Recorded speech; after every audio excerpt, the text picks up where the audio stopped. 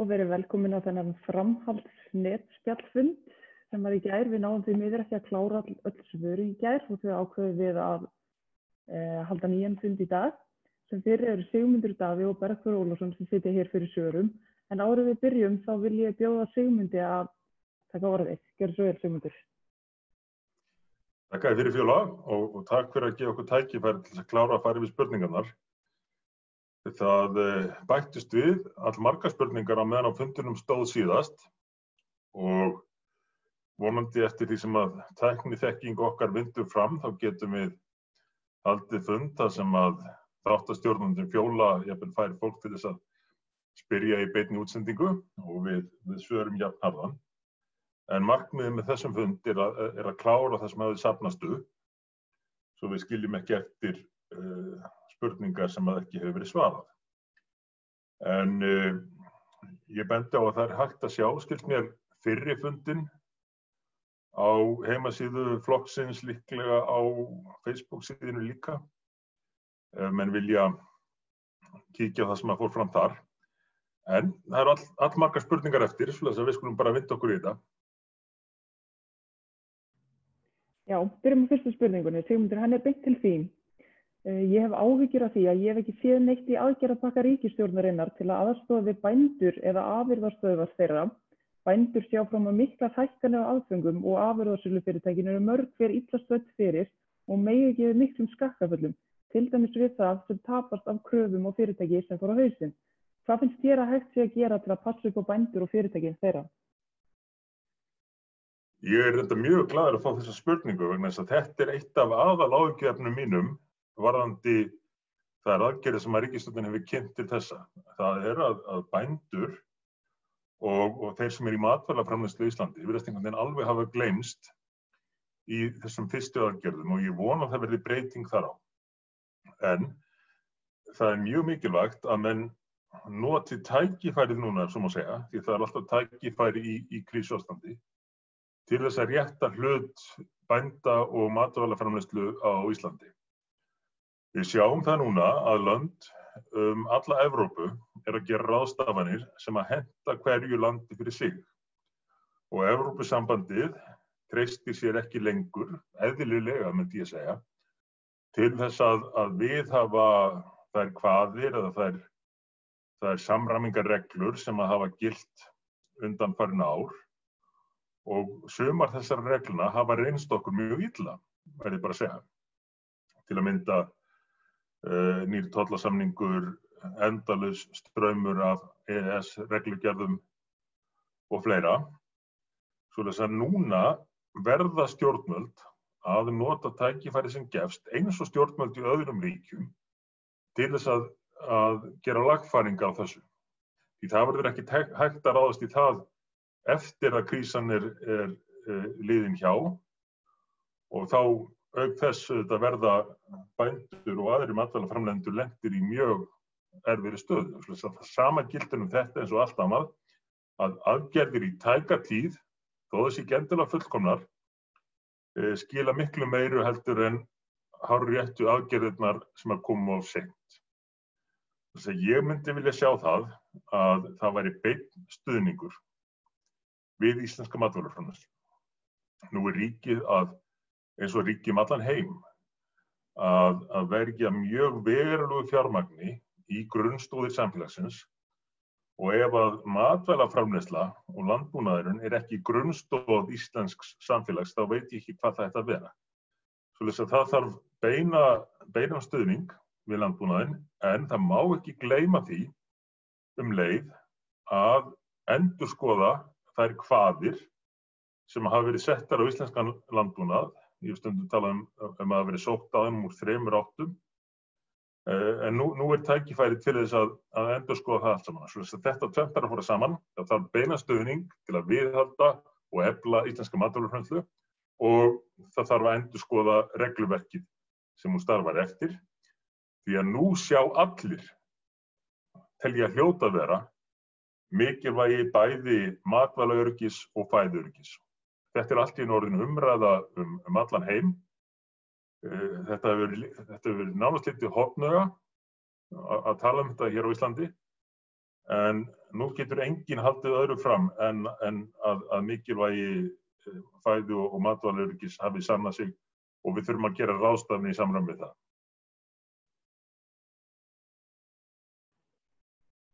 Takk fyrir þetta, Sigmundur.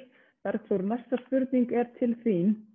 Hvað hefur þessi hlutastarfa leið kosta okkur nú þegar?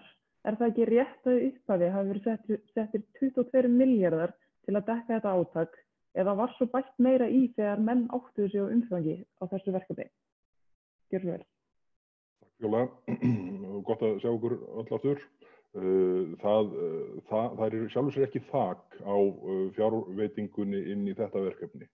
Ég nefndi það nú sem dæmi í pistli sem ég skrifaði strax og þessi ákvörðun var kynnt að vanmat stjórnvalda virtist hafa verið alveg gríðarlegt á þessari stöðu og þessari alvarlegu stöðu sem uppi var. Því að í þingsályktunartillögunni þegar hlutabótaleiðin er lögð fram, þá er reiknað með því að útlagður kostnaður ríkissjóðs verði 758 milljónir pluss 2 starfsmenn í tímabundið starf.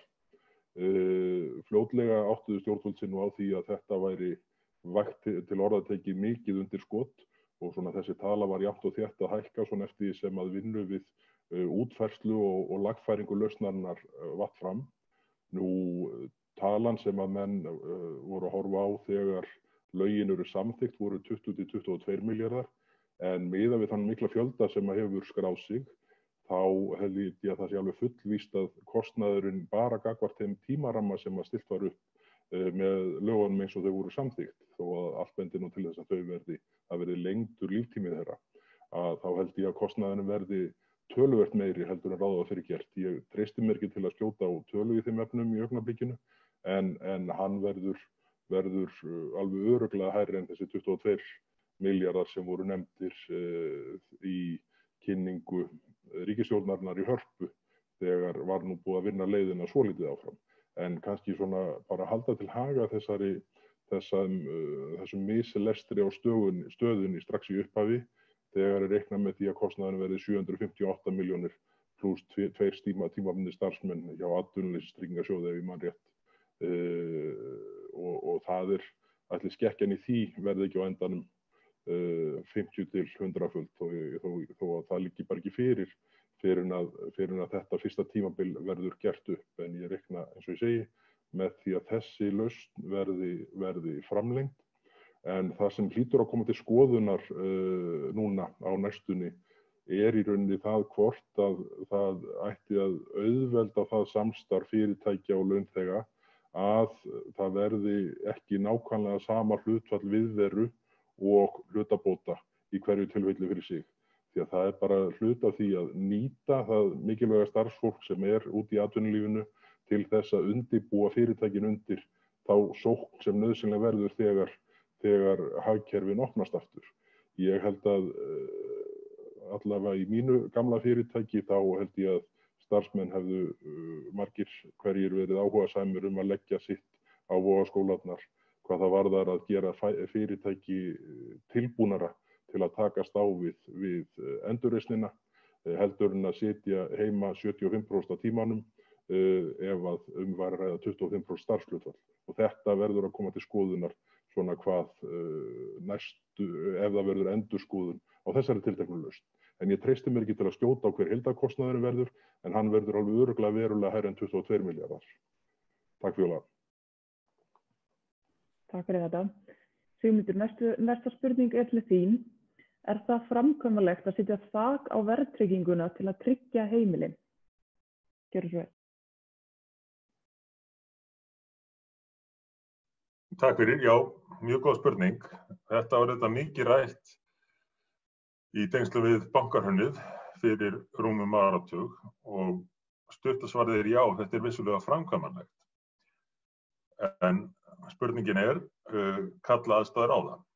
Það eiginlega veltur á því hvernig fer með verðbólguna, hvernig hún þróast. En við að minnstakosti í Miðflokknum töldum mikilvægt að stjórnvöld væri tilbúin til þess að setja slíkt þak á. Því að það krefst undirbúnings. Það er ekki hægt að gera það bara án þess að hafa undirbúin eitt. Menn þurfa að vera tilbúnir með aðgerðirnar. Það þarf frumvörp fyrir Alþingi. það þarf ákveðna vinnureglur og svo framvegis. Þannig að einn liður í þessum tillögum okkar sem við kynntum fyrir allmörgum vikum síðan viðbrögð við þessu ástandi var að stjórnvöld myndi hefja undirbúning til að vera í stakk búin til þess að setja slíkt þak á ef að nauðsyn krefði. Við vitum ekki hvernig verðþróun verður því að hér togast tvennt á. Annars vegar er krónan búin að falla töluvert eins og séð og það er eflaust afleiðing af því að Ísland reiðir sig mjög á útflutningsgreinar eins og ferðaþjónustu og þá er kannski bara viðbúið að gengið falli þó að Seðlabankinn hafi reyndar mjög mikinn sjóð núna til þess að verja gengið. En á móti kemur að viðskipti eru mjög takmörkuð. Fólk er ekki að kaupa mikið af vörum og þjónustu og það þá heldur aftur af verðhækkunum og eftir atvikum verðlækkanir til að mynda á eldsneyti.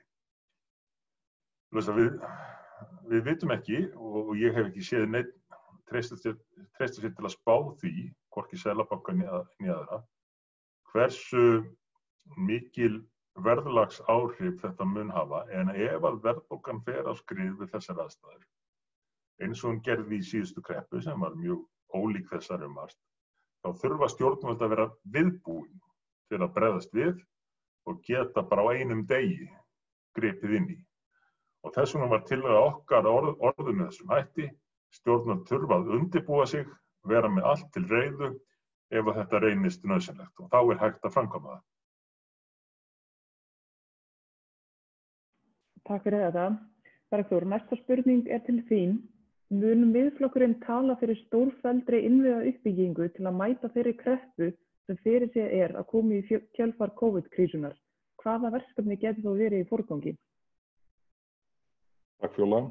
Já, ég held að einfalda svari við þessu sé algjörlega skýrt já.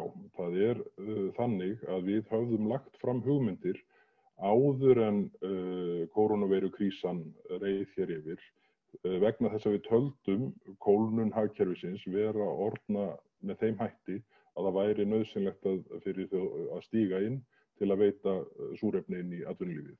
Við settum þetta fram undir yfirskriftinni þrístök í þágu atvinnulífsins og þarna var lögð sérstök áhersla á það að fara í innviðauppbyggingu.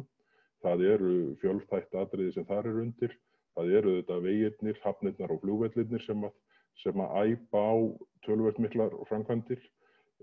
Það eru hjúkrunarheimili sem að það er búið að vera í hugum fólks hefur verið átak í uppbyggingu hjúkrunarheimila hér í hartnær áratug. En svo þegar rauntölurnar eru skoðaðar þá hefur gengið vægast sagt mjög hægt. Það eru ofanflóðavarnir sem hafa svolítið gleymst sem voru mikið í umræðinu bara fyrir nokkrum mánuðum síðan en þar þarf að gera mikla gangskör. Við sjáum til dæmis á uppbyggingarsvæði það sem gengur vel eftir áratuga kulda í efnahagslífinu á sunnanverðu Vestfjörðum, tökum sem dæmi Bíldudalur. Þar eru fyrirtaksbyggingarsvæði sem þarf að byggja upp á vegna aukinna umsvifa. Þau eru ekki nýtileg vegna ofanflóða áhættu. Þannig að þetta væru svona dæmi sem að væri hægt að nefna strax og það sem þörfin er algjörlega augljós. Það eru vegirnir, flugvellir og hafnir sem samgöngukerfið. Það eru hjúkrunarheimili, ekki bara til þess að gera það sem við viljum svo innilega að búa öldruðum gott og áhyggjulaust ævikvöld, heldur líka er það hluti af því að leysa það sem er oft í umræðinni svokallaður fráflæðisvandi spítalans eða spítalana. Þannig að það eru margþætt áhrif sem að getur komið fram með því. Og síðan eru þetta, hvað ofanflóðavarnirnar varðar, eru þetta staðan svo að það er alveg til skammar hvernig á þeim málum hefur verið haldið lengi. Því að þarna eru þetta skattstofn sem var settur sérstaklega á til að standa undir þessum framkvæmdum. Hann hefur verið innheimtur á fullu alla tíð en heimtur til þessara verkefna hafa verið mjög takmarkaðar sennilega síðustu 10 ár eða svo. Og nú er það kynnt sem stórkostlegan sigur að lúkning þessara verka verði, ef ég man rétt, 15 árum og eftir uppáhaldáætlun, þrátt fyrir allir tekjustofnarnir séu löngu komnir inn. Þannig að þarna þurfum við að taka hressilega á. En ég held að sé alveg óhætt að segja að Miðflokkurinn mun tala fyrir mjög mikilli innviðauppbyggingu. Það er mjög hagkvæmt umhverfi núna til að fjármagna slíkar aðgerðir. Og það er ekki bara á þessum sviðum ríkisframkvæmda sem að skiptir máli að spýta í lófana, heldur þarf að auðvelda sveitarfélögum framkvæmdir á sínu sviði. Það hefur verið í umræðunni til dæmis fráveituframkvæmdir sveitarfélaga. Það voru hér reglur í gangi, bara grundvelli laga, sem að voru síðan runnu sitt skeið endurgreiðslu virðisaukaskatts af fráveituframkvæmdum. Við í Miðflokknum höfum lagt til að sú endurgreiðsla virðisaukaskatts verði tekin upp aftur og það er til samræmis við óskir og sjónarmið sveitarfélaganna og Sambands íslenskra sveitarfélaga. Nú spilar ríkisstjórnin út því stór átaki sínu að eyrnamerkja 200 milljónir til endurgreiðslu virðisaukaskatts af slíkum framkvæmdum því að þörfin er mörg tugfalt meiri heldur en það. Þannig að sveitarfélögin eru tilbúin við að fara í töluverðar framkvæmdir en þá verður hið opinbera leið að vera tilbúið að senda merki það að það fælist ekki fyrir. Takk fyrir þetta, Bergþór. Sigmundur, næstu spurningum beint til þín. Hefur þingflokkurinn leitt hugann að því með hvað hætti við getum skapa okkur tekjur og meðan það ástand varir? Hvaða framleiðslu getum við farið í eða aukið við sem atvinnuskapandi og getur veitt okkur tekjur? Eða það bara algjör ógjörningur? Hvort og hvernig mætti bjarga þessum fyrirtækjum í ferðamannaiðnaðinum? Og ef það á að bjarga þeim, hvernig sjá menn það fyrir sér að heilu hótelkeðjurnar geti borið hér nánast algjör tekjutap í 15-24 mánuði og náðu sér jafnvel ekki á strik? Og þá komum við að því, ef þá að styrkja þau, með hvaða hætti gæti það verið gert? Gjörðu svo vel. Já, þetta eru stórar spurningar. Ég ætla að byrja á þeirri fyrri, varðandi möguleika á að skapa okkur auknar tekjur eða hvort að það sé ómöguleiki.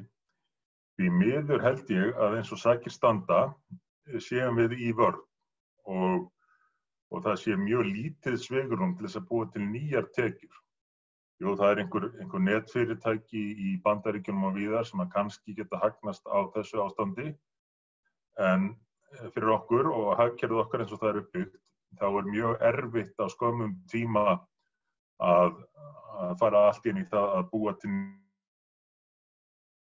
geta við til staðar slíkt tækifæri, en það er mjög erfitt. Svoleiðis að við verðum í vörn í einhvern tíma. Þá er aðalatriðið að vörnin skili því að við verðum vel í stakk búin til þess að búa til þeim mun meiri tekjur þegar að tækifæri skapast. Það má kannski líkja þessu við íslenska landsliðið í fótbolta, að það þarf að vera mjög gott í vörninni, halda sjó á meðan að sótt að, til þess að geta svo, þegar að tækifæri skapast, sótt fram og skorað. Og nákvæmlega þannig þurfum við að hafa þetta með atvinnulífið á Íslandi í þessum aðstæðum. Nú, ferðaþjónustan auðvitað, það er seinni liður spurningarinnar, í mjög erfiðri stöðu og þarf ekki að fjölur það. Og hvernig er hægt að hjálpa henni? Ég held að mér sýnist á öllu að þetta ástand muni vara það lengi að það þurfi einfaldlega að bjóða þessir atvinnugrein upp á ákveðið frost. Að hún komist í það að geta þraukað í nánast geymslu þangað til að fer að létta til og ástandið að lagast. Það mun eflaust þýða einhverja tekjuskerðingu hjá mörgu fólki sem að starfar í þessari grein. Reyndar er áhugavert í samanburði við það, og ég nefndi áðan, samanburði við önnur lönd, hvað menn ganga langt í að bregðast við ástandinu, að ég las grein það í dag, held ég að verið líklega í Telegraph í Bretlandi, að meirinn helmingur bandarískra starfsmannafyrirtækja mun hafa meiri tekjur af því að nýta sér úrræði stjórnvalda heldur en þeir hefðu haft í óbreyttri vinnu. Ég skal ekki segja hvort þetta raunhæft hér, en þetta áminning hvað stjórnvöld víða lönd, með þessi í Bandaríkjunum, eru að ganga langt til þess að tryggja það að fyrirtæki segi ekki upp öllu fólki og einfaldlega loki. Þess að það þarf að vernda þessa atvinnugrein í frosti. Þannig að í stakk búin til þess að hefja sóknina þegar að sóknarfærin gefast, því að ef við gerum það ekki, ef að fyrirtækin neðast að segja fólkinu og jafnvel að loka, fara í þrot, þá verðum við Íslendingar ekkert í aðstöðu til þess að byggja hratt upp ferðamanniðnaðinn þegar hann fer af stað aftur. Og tapið af því fyrir samfélagið verður svo miklu meira en ef við hefðum sett fjármagn í það að gera fyrirtækjunum kleift að lifa af, fresta afborgunum af lánum, fresta leigu, halda fólki í vinnu, hvernig sem að tekjur þess þróast, að þá erum við með allt til reiðu þegar að sóknarfærið gefst. Og í útflutningsgreinum eins og menn þekkja, ferðaþjónustan orðið stærst á Íslandi. Og það það sem mun þurfa að halda þegar efnahagslíf heimsins fer aftur á stað, að skapa útflutningstekjur. Þannig að fjárfesting í því að halda ferðaþjónustu fyrirtækjum á lífi mun reynast mjög verðmæt og ódýrari þegar öllu á botninn hvolft heldur en að leyfa greinina að fara í þrot og missa starfsmenn. Eitt í viðbót bara, ég veit að þetta orðið langt svar, bara eitt í viðbót hvað þetta varðar. Við megum ekki lenda í því að bankakerfið fara að yfirtaka ferðaþjónustuna, fyrirtækin, og ætli sér svo að selja þau aftur þegar kreppan liðin hjá og hagnast á því. Því það fólk allt land búið að leggja allt sitt undir og mikla vinnu í það að byggja upp þessi fyrirtæki, og það besta fólkið til þess að leiða sóknina þegar það færi gefst. Takk fyrir þetta, Sigmundur. Áður en ég fer í næstu spurningu, þá langar mig að benda ykkur á að þið getið sendt okkur ennþá inn spurningar hér á tjattinu, eða það að þið viljið koma í mynd og spyrja Bergþór eða Sigmundur spurningar, þá getum við gert það og þá þurfum við bara að raise hand. En skellum okkur í næstu spurningu. Bergþór, henni beint til þín. Áframhald reksturs álversins í Straumsvík á afar viðkvæmu stigi. Hjá Ísal vinna 300 manns ásamt verktökum og fyrirtæki sem þjónusta álverið sem byggja tilveru sína á að rekstur álversins haldi áfram, en hjá þessum fyrirtækjum eru hundruður starfsmanna. Hafnarfjarðarbær og Hafnarsjóður bæjarins eiga gríðarlega mikið undir að rekstur Ísals stöðvist ekki. Ekki verður ráðið af fréttum að ríkisvaldið sé að gera neitt til að fá alla málsaðila til að setjast niður og ná saman aðgerðir sem tryggt geti að álverinu í Straumsvík verði ekki lokað. Ástæða til að óttast að ráðherrar VG séu viljandi að gera ekkert í málinu í þeirri vonum að ná því markmiði að rekstur álvera leggist af á Íslandi? Lætur Sjálfstæðisflokkurinn VG ráða ferðinni í málum Ísal? Hver afstaða flokksins í þessu máli? Gjörðu svo vel. Takk Fjóla. Ég hef mjög miklar áhyggjur af málum varða álverið í Straumsvík. Þetta hefur ákveðin aðdraganda. Það má eiginlega segja að þessi staða sem nú uppi, við byrjum að ramma hann inn, sé svolítið afsprengi íbúakosningarinnar í Hafnarfirði 2008, þar sem að því miður varð niðurstaðan sú að heimila ekki stækkunina sem þá var lögð til, sem að hefði gert álverið miklu mun öflugra heldur en það var á seinni stigum vegna þessa. Það líka leyst mörg mál snúa tvöföldu Reykjanesbrautar og fleira slíkt, þannig að það var því miður margt sem að fór forgörðum þar strax 2008. En varðandi stöðuna sem uppi núna, þá það bara ábyrgðarhluti hjá öllum þeim sem aðkoma að draga samningsaðila að borðinu, þannig að hægt sé að láta á það reyna hvort að ekki sé skynsamleg lausn fáanleg. Það auðvitað þannig að fyrirtæki eins og þetta með fleiri hundruð beina starfsmenn, starfsmenn á launaskrá og síðan sko enn meiri fjölda að þjónusta fyrirtækið, allt frá litlum einyrkjafélögum upp í öflug iðnfyrirtæki sem hafa byggst upp í kringum það að þjónusta álverið. Þessi afkoma allra þessara fyrirtækja og fjölskyldna sem þeim tengjast undir núna í þessu máli. Og ég get alveg svarað því játandi, ég hef haft verulegar áhyggjur af því að það séu stjórnmálaflokkar inn á þingi og fleiri en Vinstri grænir sem að sjá það í hillingum að fyrirtæki eins og Álverið í Straumsvík lendi í þannig vandræðum að þau rekstur þeirra leggist af. Og við horfum á svona snúnastöðu upp á Grundartanga til dæmis, en staðan sínu alvarlegu stöðu þetta hvað Straumsvík varðar. Og ef að það raunin að Landsvirkjun lykil aðili í þessari sviðsmynd allri, þá bara verða stjórnmálin að hafa forgöngu það að draga Landsvirkjun og álverið að þessu borði til að þreifa á því hvort að ekki sé hægt að höggva á þennan hnút, vegna þess að það algjörlega nauðsynlegt að það sé horft til fleiri hluta heldur en hagnaðarniðurstöðu Landsvirkjunar þegar það mikilvæga fyrirtæki metið fyrir hag lands og þjóðar. Því að það allur svo afleiddi rekstur sem tengist orkuframleiðslunni skiptir gríðarlegu máli þó að hann kom ekki allur fram í bottom line eins og það kallaði á ensku hagnaðartölu Landsvirkjunar. Og þessa starfsemi þurfum við að ekki bara verja, heldur að styðja við að vaxi upp áfram. Og því að það þannig að sérfræðiþekking í tengslum við álframleiðslu bara orðin mjög mikil og verðmæt hér heima. Þannig að við munum leggja allt okkar á það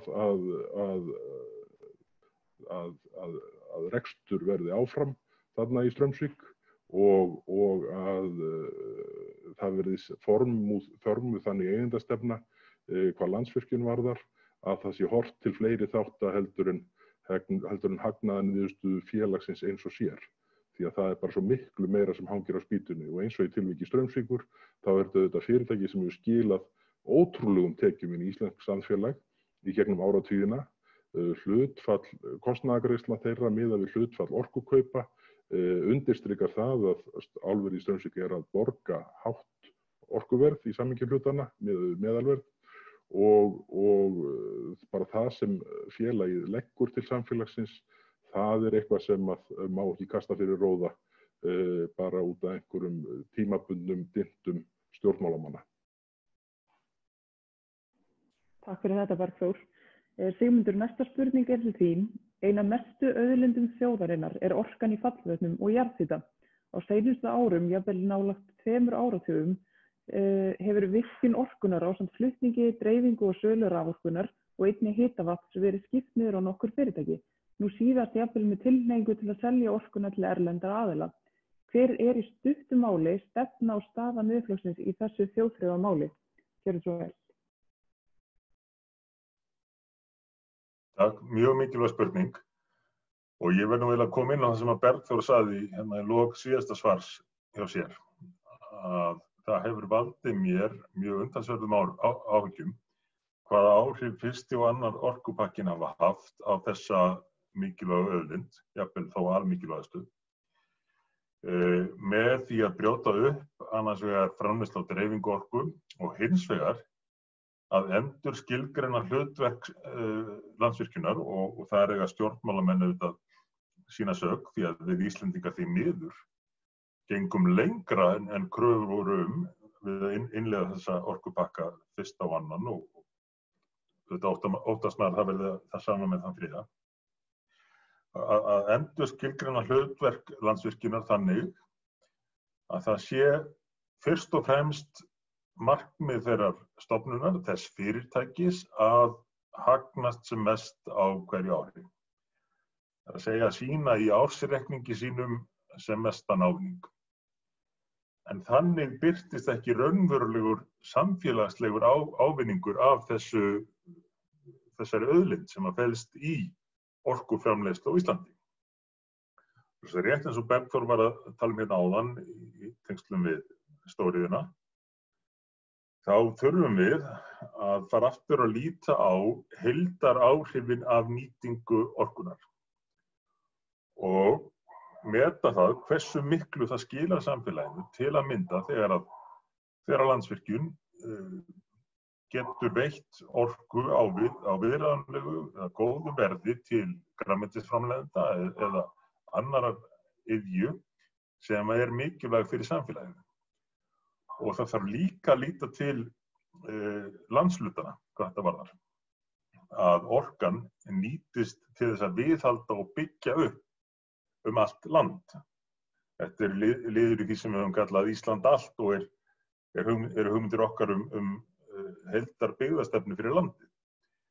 Þannig að ef að Landsvirkjun bara rekin eins og hvert annað einkafyrirtæki með það eitt að markmiði að hámarka hagnaðinn innan fyrirtækisins á hverju ári, þá það ekki að skila því til samfélagsins sem það gæti gert. Og þessu þarf að breyta. Og meðal annars þess vegna höfum við svo miklar áhyggjur af þriðja orkupakkann. Það reyndar mjög margar ástæður fyrir því við höfum áhyggjur af þessum þriðja orkupakka eins og við útskýrðum í alllöngu máli á held í 135 klukkutímum í þinginu. En eitt af því þetta, að við Íslendingar þurfum að geta nýtt þessa gríðarlega mikilvægu auðlind til þess að framleiða orku sem að stendur undir annarri starfsemi. Sem skapar störf allt land og þau verðmæti fyrir samfélagið sem að leiða að því.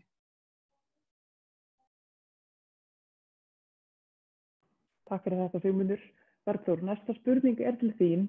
Hver skoðun flokksins á metan?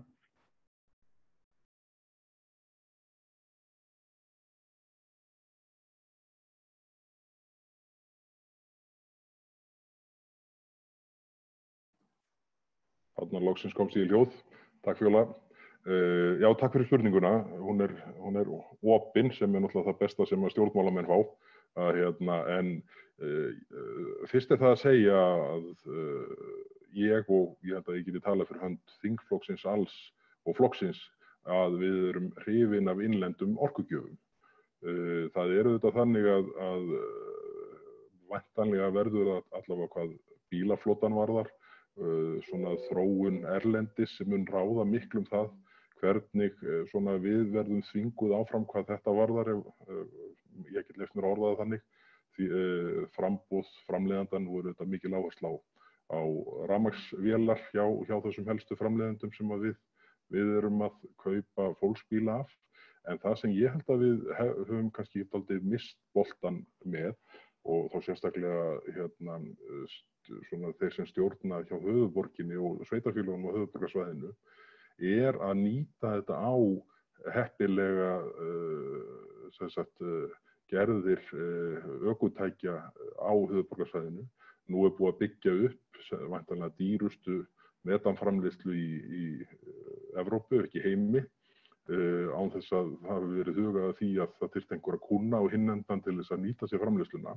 En á sama tíma til að mynda stendur Reykjavíkurborg í útboði á strætisvögnum jafnt og þétt, án þess að því best veit leggja nokkuð til máluna hvað það varðar til dæmis að opna fyrir það að þar verði metanvagnar boðnir í þeim útboðum. Og á meðan það fer svona illa saman hljóð og mynd hvað stærsta hagsmuna aðilann og framleiðandann af þessari orku varðar, þá ég hræddur að tiltrú markaðarins verði tiltölulega lítil. En ég held að ef að mennum hefði tekist vel við það að vera til dæmis búin að opna fyrir það að innleiða að hærra hlutfall metanstrætisvagna í tengslum við það að vera núna tilbúin með þessa jarðgerðarstöð hjá Sorpu, þá hefði náðst svona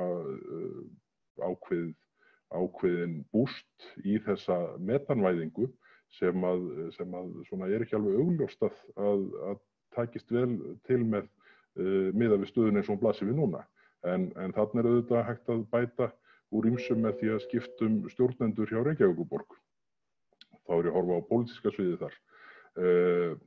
Ég held að metanið, nú ég ekki sérfræðingur í þessum málum, En ef það tekst vel til að svona sinna orkuöflun fyrir svona afmarkaða þætti eins og til dæmis strætóbílaflotann, þá það grunnurinn að því að styrkja það enn og frekar. En bara tilfinningin jákvæð gagnvart metani, en hvað fólksbílaflotann varðar þá metanið auðvitað eins og blasir við dálítið í núverandi umhverfi svolítið einhvern veginn í varnarstöðu gagnvart rafmagninu. En þar held ég að bílaframleiðendur erlendis muni ráða mjög miklu svona hvað næstu skref varðar í þeim efnum. Takk Viola.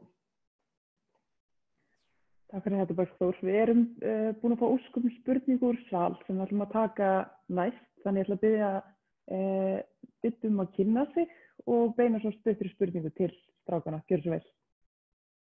Já, komið sæl. Herðu, ég heiti Dór, bæjarfulltrúi Grindavík. Bara frábært fyrirkomulag, gaman að taka þátt í þessu og mjög áhugavert. Þannig að þetta bara gott ef að þetta eitthvað sem koma skal. Þá getur maður komið svona því sem maður að hugsa á þessum tímum betur til þeirra sem að hafa svörin. Heyrðu, ég velti fyrir mig varðandi ferðamannaiðnaðinn. Nú hef ég áhyggjur af því að þetta verði erfitt og að bankarnir hrifsi til sín fyrirtækin. Það allavega hættan á því. Gæti ekki komið til greina, nú vera að biðja fólk að standa saman og allir að leggja sitt af mörkum og jari. Gæti ekki komið til þess að bankinn eins og var nefnt í svarinu áðan með spurningunni, að bankinn bara fristi og þá það að tala bara án alls kostnaðar. Það sé bara komið bara algjör fristing í 18 mánuði. Þannig að leggist ekki einhver kostnaður ofan á, þannig að menn getur bara gengið svolítið að borðinu eins og þeir fóru frá því þegar veiran kemur hérna. Takk.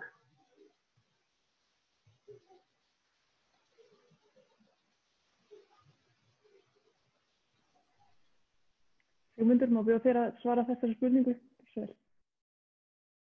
Takk fyrir Fjóla og takk fyrir þetta að ríða á vaðið með þetta fyrirkomulag. Þegar ég í upphafi fundar var að tala að einhvern tímann í framtíðinni getum við hugsanlega gert þetta, þá gerði ég mér ekki grein fyrir hvað tækninni vindur hratt fram hjá þáttastjórnendunum Fjólu, en bara gaman að sjá það.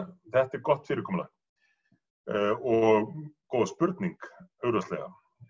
Ég held að það muni einmitt reynast óhjákvæmilegt að ráðast einhvers konar frystingu og hún megi ekki verða of dýr.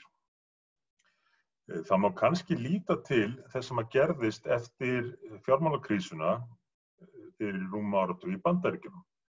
Þegar að bandaríska ríkið bjargaði þar flestum bönkum en fékk á móti ákveðnar kröfur endurgreiðslu. Nánast allir held ég bankarnir hafi svo endurgreitt þetta innan ekki svo langs tíma. Ferðaþjónustan þetta ekki banki og það getur erfiðara fyrir hana að skapa sér tekjur til að standa undir einhverjum uppsöfnuðum kröfum, svoleiðis að það mun þurfa að stilla þeim í hóf.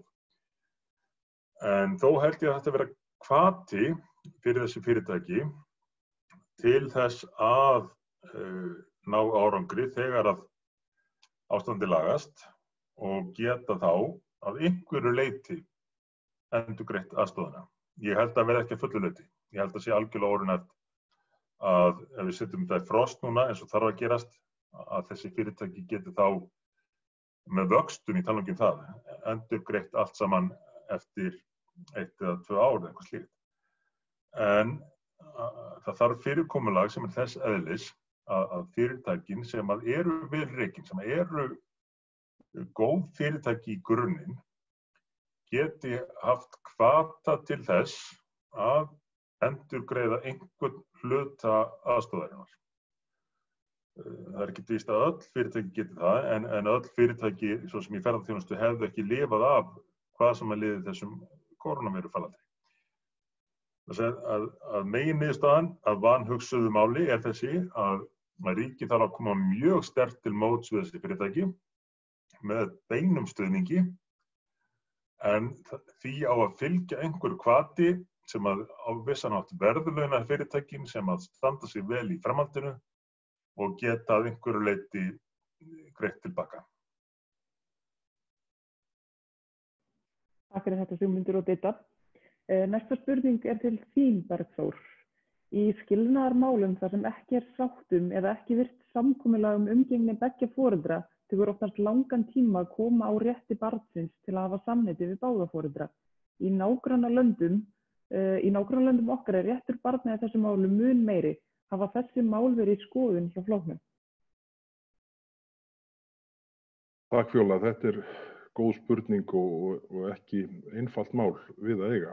Það ég get sagt fyrir mig að þetta eru ótrúlega mörg mál þessara gerðar sem hafa svona komið inn á borð til mín þá bara sem þingmanns og þetta staða sem því miður þekkt allt og víða og sá aðili mál sem fer verst út úr þessu hverju sinni því miður væntanlega barnið í flestum tilvikum.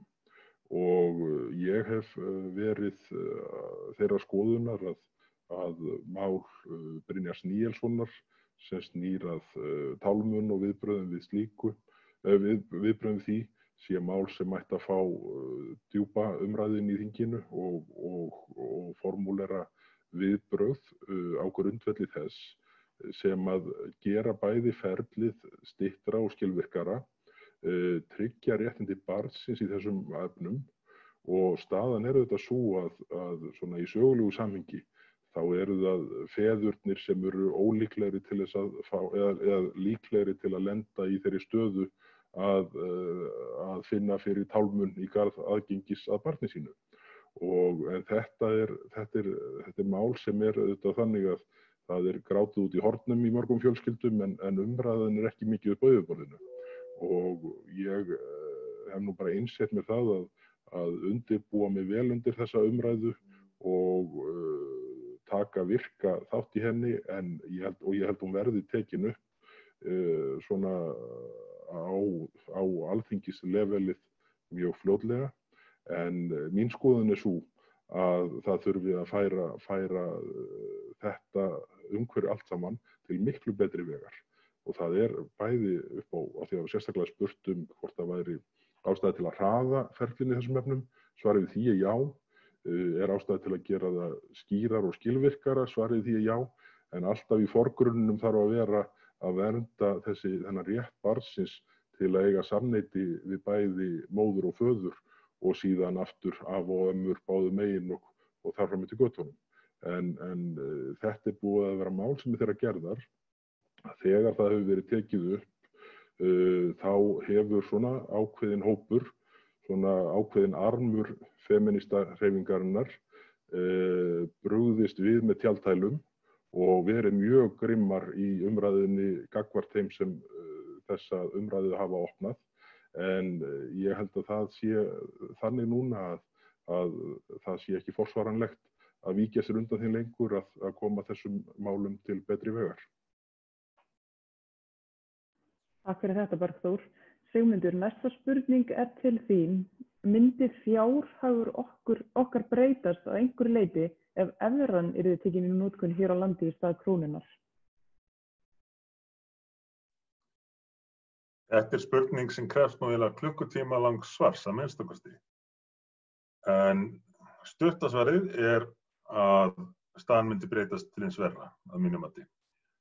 Og það ekki bara gísk út í loftið, því að við sjáum áhrifin af því að vera fastur í evrunni í mjög mörgum löndum í Evrópu, ekki bara núna, heldur ekki hvað síst fyrir rúmlega 10 árum síðan í fjármálakrísunni og svo í ríkisfjármálakrísunni sem kannski gleymt að miklu leyti núna sem náði hámarki 2011. En afleiðingin af veru í evrunni sú að hagkerfið getur ekki lagað sig að breytingum, allavega síst óvæntum og stórum breytingum. Krónan gerir okkur kleift að aðlagast vegna þess að hún fylgir þeim sveiflum sem við stöndum frammi fyrir. Ég hef stundum notað samlíkinguna teygjustökk sem var nú vinsæl iðja hérna ekki fyrir svo mörgum árum, hversu skynsamleg sem hún nú var, að krónan eins og að vera í teygjustökki með teygju, en að vera með evruna eins og að fara í teygjustökk í keðju. Það er að segja, hún gefur ekkert eftir, hún tekur ekki mið af þeim sveiflum sem að hagkerfið þitt að ganga í gegnum. Núna við þessar aðstæður mun krónan hjálpa okkur með því að laga sig að þeim aðstæðum sem við stöndum fram fyrir hverju sinni. Þannig getur hún haft þau áhrif að ef hún fellur vegna þess að stærstu útflutningsgreinar okkar lendi í vandræðum, þá styrkir hún leið stöðu þeirra sömu útflutningsgreina, hvort sem það ferðaþjónusta, sjávarútvegur eða annað, og gerir þeim betur kleift að takast á við framhaldið, það er að segja að byggja sig upp, selja meira en keppinautar í öðrum löndum sem eru fastir til dæmis í evru, sem að tekur fyrst og fremst mið af efnahagsstöðunni í Þýskalandi en ekki efnahagsstöðunni í hverju landi fyrir sig. Að krónan hjálpar okkur að dempa sveiflurnar og mun hjálpa okkur að komast hraðar af stað.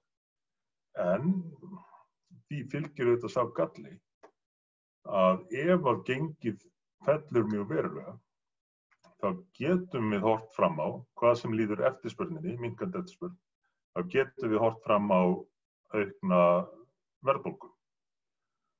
Og þess vegna nauðsynlegt að setja þetta í samhengi við verðtrygginguna, eins og við ræddum hérna aðeins í fyrra svari eða í svari við fyrirspurn. Að kostirnir við krónuna mega ekki verða til þess að þeir sem skulda verðtryggt beri allan kostnaðinn.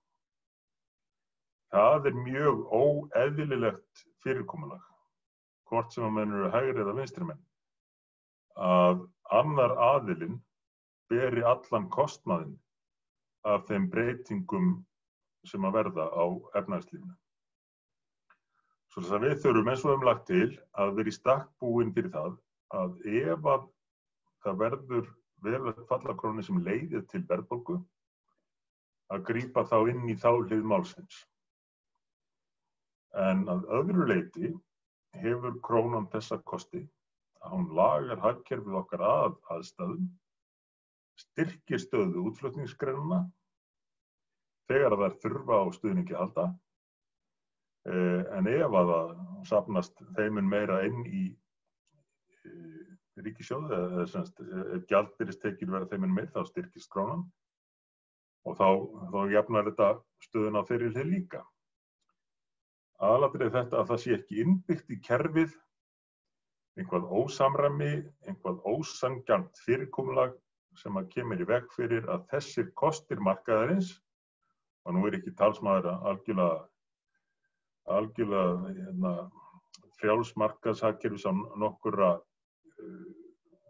regluna, en að þessir kostir markaðarins, að gjaldmiðillinn geti dempað sveiflur, að hann lendi ekki bara á einum hópi í samfélaginu.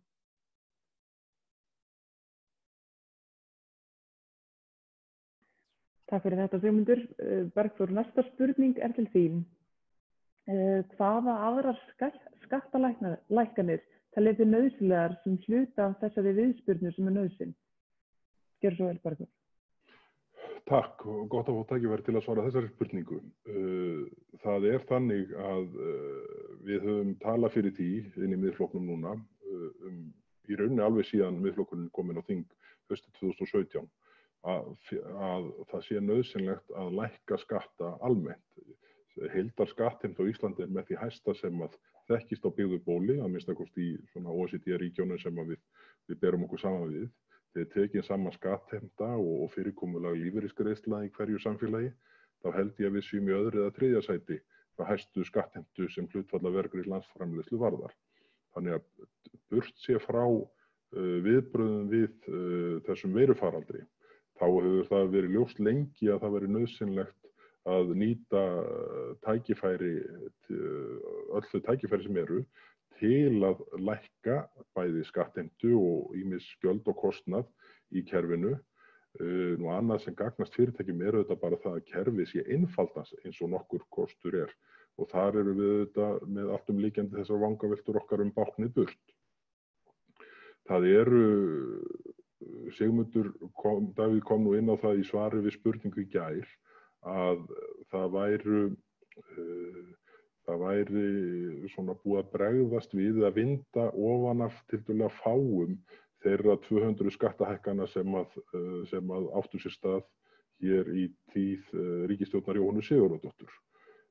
Þar er ágætis leiðarvísir sem hægt að rekja sig í gegnum, en svona í bráðina höfum við þetta talað að það væri nauðsynlegt að lækka tryggingagjaldið, bæði fyrst annars vegar lækka það, en hins vegar höfum við talað fyrir því núna vegna faraldursins að tryggingagjaldið verði lagt af í öllum meginatriðum til loka þessa árs að minnstakosti. Því að það er auðvitað bara skattur og það að hafa fólk í vinnu. Og það eru aðrir skattar sem að ég held að væri ástæða til þess að leggja af í rauninni strax. Fyrst er það, ber það að nefna gistináttagjaldi sem hefur auðvitað ekki mikil áhrif núna þegar engir gestir eru. En þessi tímabundna aflagning þess, ég held að það veri skynsamlegt að gera hana varanlega. Þetta er vondur skattur, hann er dýr í innheimtu og bara svona vondir hvatar innbyggðir í hann. Annar skattur sem að ég vil gjarnan að það veri tekið til alvarlegra skoðunar að fella niður þetta svokallaða kolefnisgjald sem hefur náttúrulega verið hækkað alveg ótæpilega á síðustu árum að kröfu Vinstri-hreyfingarinnar Græns framboðs. Það er nú í fyrsta lagi þannig að það er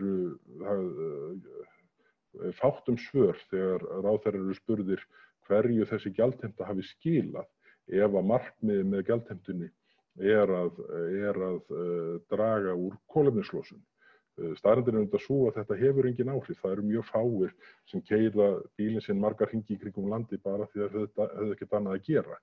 Það er þannig að fólk er að nota bíla og tæki í rekstri og þar fram eftir götunum af því að það er þörf á því. Þannig að það gerist ekkert annað en það eru meiri útgjöld í heimilisbókhaldinu þegar svona skatti er bætt ofan á og sama á við rekstur fyrirtækja verður dýrari. En þörfin fyrir að kaupa eldsneyti verður óbreytt áfram. Þannig að ég held að við ættum að leggja af kolefnisgjaldið við fyrsta tækifæri og síðan væri í rauninni í framhaldinu mikilvægt að fara systematist í gegnum það og það er reyndar vinna sem er svona að nokkru marki komin í gang hvað það varðar að vinda ofan á því sem að hefur svona gleymst að laga frá skattahækkunarhrinu Jóhönnu og Steingríms hér 2009 til 2013 og síðan þarf þetta líka að fara í gegnum þessar linnulausu skatt- og gjaldahækkanir sem hafa brostið á hér alltaf í kringum vinnslu fjárlaga á hverju ári á þessu kjörtímabili. Það er þannig að gjöld ríkisins á löngum köflum ýta undir verðbólgu og vísitölutengingar lán og þar fram eftir götunum. Það er gengið harðar fram í hækkun þessar opinberu gjalda heldur en almenn annar kostnaður í samfélaginu er að breytast og út úr þessum vítahring verðum við að komast og við raun ekki seinna en strax. Takk fyrir þetta, Bergþór. Sigmundur, næsta spurning er til þín. Getum við séð einhvern fyrirsjáanleika þrátt fyrir óvissu tengda COVID-19? Þetta er atriði sem hefur verið mjög hugleikið nánast frá því þetta byrjaði. Eða við skulum segja frá því að þetta ástand kom til Evrópu og þá fyrst á Ítalíu. Því að menn tala mjög mikið fordæmalausar aðstæður sem er auðvitað alveg rétt. Annað eins hefur ekki gerst áður í nútímasögu. En ég er þó mjög þeirrar skoðunar að fyrirsjáanleikinn sé miklu meiri en menn vilja vera að láta. Þannig var það staðan löngu áður en að ríkisstjórnin kynnti sína tillögur. Að mér fannst vera alveg ljóst í hvað stefndi með bæði heilbrigðismálin og efnahagsmálin. Auðvitað alltaf óvissa í þessu en það var miklu meiri fyrirsjáanleiki heldur en menn kannski áttuðu sig á flestir hverjir. Og það vegna þess að þessi þróun hefur í ólíkum löndum verið nokkuð sambærileg, bara ekki alveg á sama tíma. Þannig lenti ég nú í því eins og svo margir aðrir að fara að fylgjast með nýjustu tölum dag frá degi, hvað var það smitin og áhrif þeirra. Og maður gat tiltölulega fljótlega giskað á það nánast upp á dag hvernig smitum myndi fjölga í hverju landi og hver viðbrögðin yrði á hverjum stað. Það kom flestum á óvart þegar Ítalía lokaði fyrst norðurhéruðunum og svo daginn eftir öllu landinu. En eftir það, ef maður bara fylgdist með þróun útbreiðslunnar á veirunni í öðrum löndum, þá gat maður eiginlega gefið sér að stjórnvöld í þeim löndum myndu grípa til sambærilegra ráðstafana. Bandaríkjunum var lokað fyrir ferðum frá Evrópu og það olli talsverðu uppnámi hér og víðar og var kallað eftir fundum eða símtölum við forseta og utanríkisráðherra Bandaríkjanna sem ég held að hann er ekki farið fram með þá. En hvað gerist svo næst? Daginn eftir lokaði Danmörk. Svo hvert Evrópulandið af öðru, Evrópusambandið eða fulltrúi þess, Ursula von der Leyen ekki hvað síst, hvatti menn fyrst til þess að halda landamærum opnum. En á þeim tímapunkti voru allir hættir að hlusta á það. Og loks lokuðu öll Evrópulönd og meira sér Evrópusambandið skömmu seinna lokaði Schengen-svæðinu. Og efnahagslegu áhrifin af þessu eru tiltölulega augljós. Sem sagt, ferðaþjónustan í algjörum lamasessi og þjónustugreinar vegna lokana innanlanda í lamasessi eða algjöru frosti. Þess að við höfum að mínum mati séð í hvað stefndi en ekki gripið til viðeigandi ráðstafana í tæka tíð. Og þannig voru tillögur íslenskra stjórnvalda þegar þær voru kynntar fyrst í Hörpu. Tillögur sem að miðu við að bregðast við ástandið eins og var að mínum mati fyrir kannski 3-4 vikum síðan, það er að segja 3-4 vikum áður. En ekki miðar við að bregðast við ástandinu eins og menn gátu með nokkurri vissu séð fyrir sér að það yrði næstu vikurnar og eftir, jafnvel mánuðina. Og það er mjög mikilvægt að við hér á Íslandi og þetta aðrar þjóðir líka reynum að meta, búa til sviðsmyndir, reynum að meta hvernig þróunin verður næstu misserin og verðum tilbúin með aðgerðir sem að taka mið af þessum ólíku sviðsmyndum. Frekar en að vera stöðugt að bregðast við því sem er búið að gerast. Það er að segja að vera að gera ráðstafanir til að bregðast við einhverju sem gerðist fyrir kannski 3 vikum, fremur en að vera að gera ráðstafanir til að bregðast við því sem við sjáum fyrir okkur að muni gerast eftir 3 vikur eða 4 eða 2 mánuði. Og þetta er alveg sérlega mikilvægt í efnahagsmálunum, þetta er auðvitað mikilvægt í heilbrigðismálunum, en við verðum að treysta heilbrigðisyfirvöldum fyrir því að halda utan um það. En í efnahagsmálunum er þetta svo mikilvægt vegna þess að ef við grípum til aðgerða of seint, þá skila þær mjög litlu. Þá er búið að segja fólkinu, það er jafnvel búið að loka fyrirtækjum, setja þau þrot. Þannig að þeir peningar sem að þá fara út, þeir eru bara tap fyrir ríkið. En þeir peningar sem eru settir í það að halda fyrirtækjum starfandi, að halda fólki í vinnu, þeir eru ekki tap, þeir eru fjárfesting sem að skilar samfélaginu sterkari stöðu þegar framleiða stundir. Takk fyrir þetta, Sigmundur. Bergþór, nú stóðst þú í fyrirtækjarekstri á árunum og eftir bankahrunið. Er eitthvað sem er ástæða til að hafa sérstaklega í huga varðandi mistök sem þá voru gerð og voru að valda fyrirtækjum vandræðum við endurreisn hagkerfisins þá? Gjörðu svo vel, Bergþór. Takk Fjóla, þetta er mjög góð spurning.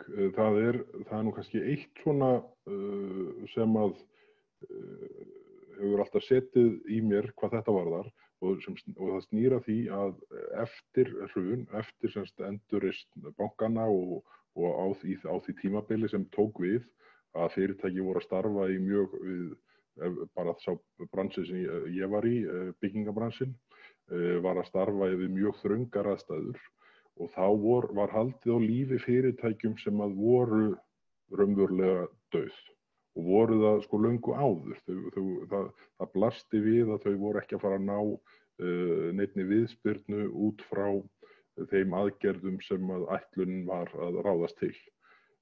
Það sem gerði síðan svona á misserunum fyrst á eftir var að þessi fyrirtæki gengu mjög hart fram, þessi fyrirtæki sem áttu sér í raun engrar viðreisnar von, gengu mjög hart fram í öllum tilboðum og útboðsverkum og þess háttar og í rauninni tóku þá súrefnið frá þeim hluta geirans sem var lífvænlegur og ég held að þetta hafi því miður bætt nokkrum misserum og jafnvel árum við þrautagöngu mannvirkjageirans eftir bankahrunið.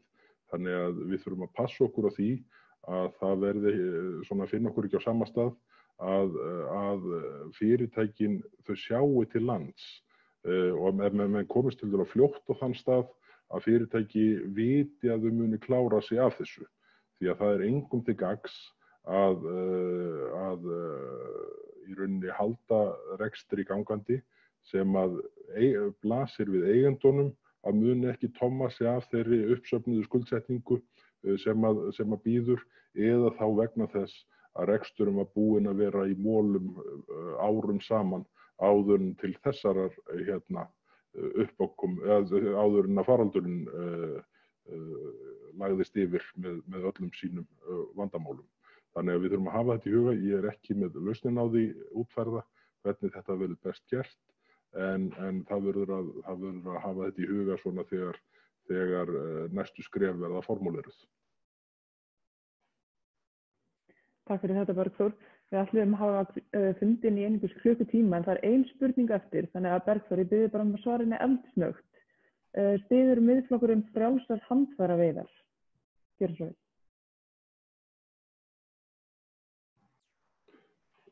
Það er í sjálfu sér ekki hluti af stefnu Miðflokksins að tala fyrir frjálsum handfæraveiðum. Við í meginatriðum teljum fiskveiðistjórnarkerfið eins og það er núna gott og það sé að skila þeim árangri að það sé gott fyrir hagkerfið í heild. En það er auðvitað þannig að það þarf að lagfæra margar hluti og byggðafestu hlutin er auðvitað sá hluti sem hefur farið verst með byggðir landsins í tengslum við kvótakerfið. En þetta er umræða sem er í gangi innan þeirra hjá okkur en ekki orðin niðurstaða hvort að gerð verður tillaga slíkt með beinum hætti. Takk fyrir þetta Bergþór. Tíminn er víst á þrotum. Við stefnum að halda laugardagsfund næsta laugardag og við sendum út auglýsingu þegar hún er tilbúin. En ég vil bjóða Sigmundi að eiga loka orðið á þessum fundi. Gjörðu svo vel. Takk fyrir Fjóla og takk fyrir að halda utan um þessa fundi. Ég hlakka til að sjá næsta fund á laugardaginn og hverjir verða gestir þá. Kannski aðeins smá athugasemd í framhaldi sem Bergþór sagði, sem er þetta alveg rétt, að aðalatriðið af okkar hálfu varðandi fiskveiðistjórnarkerfið er þessi byggðafestu þáttur eins og hann nefnir.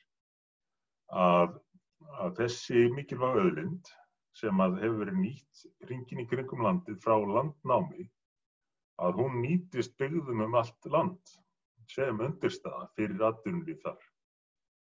Þannig að okkar stefna og stefnumótunar vinna sem ég vona sem flestir taki þátt í, sem eru að fylgjast með þessu fundi og aðrir líka, hún verður að snúa því að þessi auðlind nýtist landinu öllu og einu sinni enn komum við að þessu með Ísland allt. Það sama á við varðandi það sem við ræddum fyrr í kvöld með orkuna. að þessar auðlindir þurfa að nýtast okkur öllum, landinu öllum. Það meginstef í því sem að við stöndum fyrir og birtist á ýmsan hátt í þessari stefnu Ísland allt sem ég hvet nú sem flesta til að kynna sér á heimasíðunni hjá okkur. En ég vil svo bara þakka fyrir góða fundi. Þetta búið að vera ljómandi skemmtilegt að taka þátt í þessu. Og ég vona að ég ná að skrá mig aftur fljótlega, Fjóla, sem gest í þessum þættiðinum. Því að ég held að þetta sé komin til að vera. Jafnvel þó að þetta ástand klárist og við vonum auðvitað að það verði sem fyrst, að þá munum við áfram nýta tæknina til að vera í sambandi við sem flesta og ræða málin með þessum hætti, en auðvitað líka í eigin persónu. Við viljum fara að komast á fundi og hitta fólk, jafnvel taka í höndina á því og knúsa það og komast í mannlega nálægð. En í millitíðinni þá nýtum við okkur tæknina, nýtum hana svo áfram og blöndum þessu í framhaldinu saman, að geta hist svona í gegnum tölvu og rætt málin eða verið á fundum í eigin persónu og þá allt land. Því að við erum flokkur sem að hefur það að megin markmiði að Ísland allt virki sem ein heild. Þess að við munum taka tillit til sjónarmiða allt land og við munum vera starfandi og virk allt land. Þetta góð leið til þess, en ekki síðri leið svo gamla góða að hitta fólk á fundum eða hittast bara persónulega heima í stofu, í kaffi eða hvar sem að mannamót geta farið fram. Ég þakka ykkur sem hafið fylgst með þessum fundum okkar og vona að þið mætið næsta laugardag þegar að verða einhverjir aðrir gestir. Ég ætla allavega að gera það. Hlakka til að sjá hverjir verða þá og hvernig umræðinu vindur fram og aldrei að vita nema maður reyna að lauma en spurningu í gegnum Fjólu. Þó að ég sé ekki viss að hún hleypir mér að en við sjáum til. Allavega gott að vita að þetta hafi gengið svona vel og takk aftur fyrir þátttökuna og takk Fjóla fyrir að stjórna þessum fundum.